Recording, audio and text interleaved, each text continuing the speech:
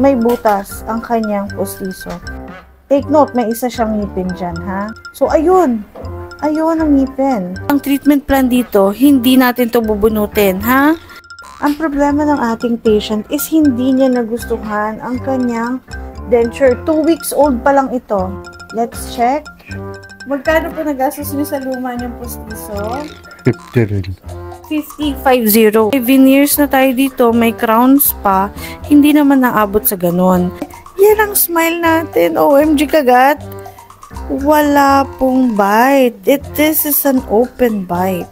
Guys, ano naman makakain nyo dito? Dito lang na tumatama. Wala nang iba, guys. Hindi makapagsalita na maayos, saka parang bungal. Hindi rin maganda appearance. That is his lucky tooth. Ang aayusin natin yung dentures. Yung upper lang ang babaguhin para matipid. At hindi natin gusto ang kulay nito. So we just have to do veneers para maging partner ng lumang pustiso at hindi na palitan ito.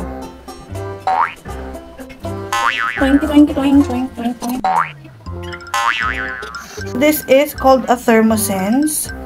Kita ba ang ngipin na nakalusot sa butas? Ayan, hindi ba? Kasama na siya sa hanay ng ngiti.